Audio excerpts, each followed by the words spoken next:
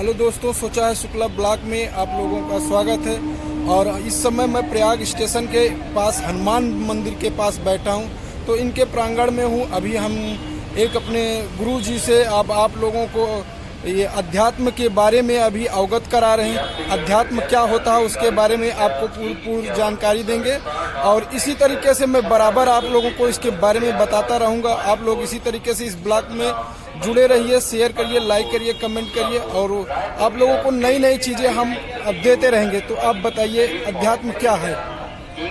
अध्यात्म एक ऐसी विधा है जिसमें जीवात्मा और परमात्मा के मिलन का योग बनता है। वाह, क्या बात है!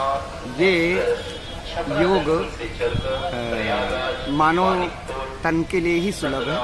बाकी कोई ऐसा जीव नहीं है जो इस योग को सिद्ध कर सके।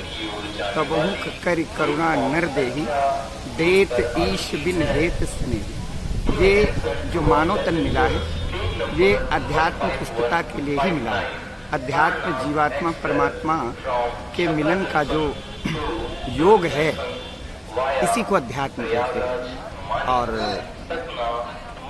जो जीव परमात्मा से मिलना चाहता है, वो संसारिक विषया शक्ति को त्याग करके परमात्मिक इच्छा अभिव्यक्त करते हुए, संत महापुरुष की सन्निधि लेते हुए, गीता भागवत रामायण आदि का अध्ययन करते हुए, किसी विशिष्ट महापुरुष की संगति करते हुए और अपने आप को इस अध्यात्म की तरफ बढ़ा करके और अपने लक्ष्य को हासिल कर सकता है। मैं आपसे एक चीज़ ये कहना चाह रहा हूँ, अनुरोध करना हूँ कि आत्मा और परमात्मा में क्या अंतर होता है, आप थोड़ा सा बताएंगे? आत्मा और परमात्मा, आत्मा संसार से जब जुड़ जाती है तो इसी को जीव नाम से जाना जाता है कि जीवात्मा है। अच्छा। और जो परमात्मा है वो प्रकृति से जो अत्यंत परे है, प्रकृति जहाँ छू नहीं सकती है, उसको परमात्मा कहते हैं। हालांकि आत्मा को भी प्रकृति नहीं छू सकती है। अच्छा। लेकिन जब वही आत्मा संसार के किसी भी विषय भोग को स्वीकार कर लेती है, माया मोह को स्वीकार कर लेती है, तो फिर वही जीवात्मा हो जाती है।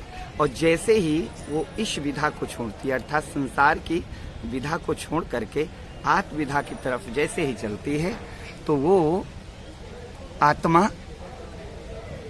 परमात्मा की तरफ उन्मुख होते ही वो परमात्मा से तदाकार होने के योग में जब आरूढ़ हो जाती है, तो जैसे एक साधारण जल, गंगा का जल ले लो, तब तक गंगा का जल है जब तक सागर से नहीं मिल जाता। सागर से मिल गया तो सागर हो गया। नाले का जल जब तक गंगा में नहीं जाता है, तब तक वो नाला का जल रहता है। जैसे नाला का जल गंगा में गया तो गंगा हो गया। ऐसे ही जीवात्मा नाले का जल, आत्मा गंगा जल और परमात्मा सागर का जल। आपका कहने का मतलब यह है कि जब दोनों का मिलन होता है तभी पूरक होता है, कोट पूरक होता है। हाँ। अन्यथा वह पूरक नहीं कहा जाता है। इसीलिए दो नाम दिए गए हैं, लेकिन शरीर का निर्माण एक ही से होता है। तो आप ये बताइए कि जैसे इसमें क्या उम्र होती है, किस उम्र में इसको धारण करना चाहिए, किस उम्र में नहीं धारण करना चाहिए, ये अवस्था क्या होनी चाहिए? जैसे क्या कोई युवा भी कर सकता है, कोई वृद्ध भी कर सकता है, कोई स्त्री भी कर सकती है, कोई भी पुरुष भी कर सकता है। तो इसमें क्या किस समय किया जाए, इसकी क्या नई चीजें हैं? देखो, एक अध्यात्म विधा ही एक ऐसी विधा है जिसमें कोई उम्र का तगाजा नहीं है। ये तो कहते हैं कि जैसे ही ध्रुव को ले लो 5 साल की उम्र में, और गए और उन्होंने परमात्मा को प्राप्त किया। नारद जी गुरु मिल गए, उन्होंने मंत्र दे दिया, और उन्होंने इतनी लगन से उस मंत्र को सिद्ध किया कि परमात्मा को प्रकट होना पड़ा, और प्रकट होकर के उन्हें आज भी ध्रुव पद प्राप्त है। आप जानते हैं, प्रहलाद को ले लो, कोई उम्र नहीं थी, लेकिन नारद जी गुरु मिले कयादू को, और कयादू को अपने आश्रम में रखा।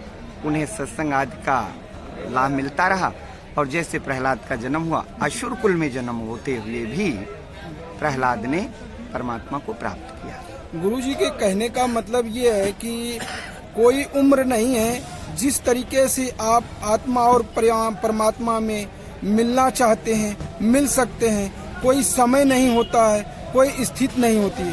जीवन आत्मा और परमात्मा हर समय आप जो है मिल सकते हैं, आत्मा से जुड़ सकते हैं, परमात्मा से जुड़ सकते हैं।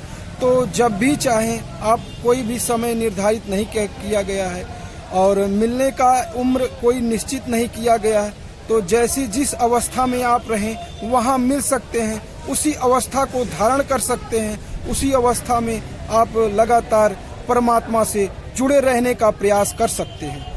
तो आप ये बताइए कितनी उम्र अवस्था में आपने शुरू किया और क्या आपकी मतलब विचार है कि कब तक आप जुड़े रहेंगे और कब तक इससे मिलते रहेंगे? एक बार जैसे ही ये जीव को, क्योंकि कई जन्मों का संस्कार होता है जी, और जैसे जीव पूर्व जन्म में गीता में भगवान ने कहा भी है कि जैसे अर्जुन ने प्रश्न किया कि क्या प्रभु कोई योग भ्रष्ट पुरुष हो गया, योग भ्रष्ट हो गया, तो क्या वो नष्ट हो करके और छिन्न भिन्न बादल की तरह वो नष्ट हो जाता है? भगवान ने कहा नहीं अर्जुन, ऐसी बात नहीं है। हमारा भक्त कभी नष्ट नहीं होता। और काश उसे अंतिम समय में कोई आकांक्षा, संसारिक आकांक्षा जागृत हो गई किसी भी विषय शक्ति की, तो उसका जन्म होता है किसी योगी के घर, और उसके बाद जहाँ से उसकी यात्रा छूटती है उसके बाद वो अपनी यात्रा वहीं से आगे शुरू कर देता है। चाहे वो तो यात्रा शुरू होने की कोई अवधि नहीं होती, जैसे उसे संस्कार मिल गया, जैसे उसे अनुकूल वातावरण मिल गया, वैसे ही उसकी योग साधना फिर शुरू हो जाती है। और हरी ऐसी व्यवस्था भी उसकी करते हैं कि किसी दिव्य महापुरुष की सन्निधि मिल जाती है, और जैसे सन्निधि मिली, सन्निधि मिलने के बाद फिर उसे वैसा ही मार्गदर्शन मिलता चला जाता है, और पहले की साधना के प्रभाव से उसकी साधना नित्य प्रति बढ़ती जाती है। और जितना ही उसका किसी महापुरुष की सन्निधि में जितना ज़्यादा से ज़्यादा वो उनका अनुसरण कर लेता है, उतना जल्दी वो उसका काम बन जाता है। और जैसे गंगा का जल सागर, गंगा सागर में मिली तो सागर हो गई, वैसे वो जीव फिर सारे विषयों का त्याग करके सिर्फ एक परमात्मा की सन्निधि लेता है। जैसे गंगा सागर की तरफ ही दौड़ती है, उसको इधर उधर जाने का कोई मकसद नहीं रहता, ऐसे वो जीवात्मा सिर्फ परमात्मा के सिवा अन्यत्र कोई भी संसार के किसी भी विषय में, किसी भी भोग में कहीं भी अपने आप को आसक्त न करके सिर्फ परमात्मा की तरफ निरंतर अनुरक्ति करते हुए अपने जीवन का लक्ष्य हासिल कर लेता है। यही जीव की अंतिम। गुरुजी, मैं आपसे एक निवेदन ये करना चाहता हूँ कि ये बताइए कि जैसे लोग परमात्मा में लीन होते हैं तो उन्हें शरीर से कैसे और मन से कैसे ये फील होता है कि मैं परमात्मा से जुड़ रहा हूँ, यह परमात्मा का जो आशीर्वाद है, यह परमात्मा की जो एनर्जी है मुझे ये जुड़ रही है। अंतःकरण का निश्चेष्ट हो जाना ही, अंतःकरण का निश्चेष्ट हो जाना ही परमात्मा से जुड़ने का प्रमाण है। अंतःकरण माने मन बुद्धि, मन बुद्धि से आप निश्चेष्ट हो गए, कोई चेष्टा नहीं रह गई, मन में कोई संकल्प विकल्प नहीं। जब मन में संकल्प विकल्प नहीं तो बुद्धि का किसी चीज का निर्णय नहीं कोई। और जब मन बुद्धि का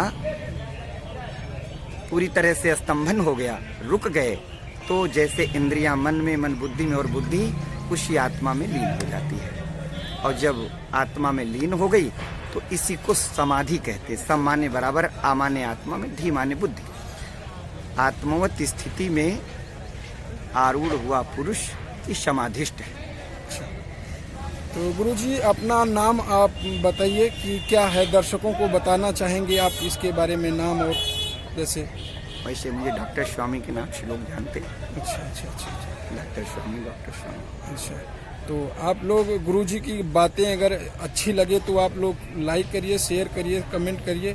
और गुरुजी की इस ब्लॉग पर वीडियो आती रहेगी और मैं गुरुजी से कांटेक्ट करता रहूँगा। और ज़्यादा से ज़्यादा आप लोग इस चीज़ को, लोगों से ईश्वर से जुड़ने का एक प्रचार आप लोग करिए और नई चीज़ों को सिखाइए। जो लोग जानते हैं नहीं उनको बताइए, एक दूसरों को धारण करिए और इसी तरीके से आप लोग जुड़ते रहिए। धन्यवाद, नमस्कार, गुरुजी को नमन करता हूँ।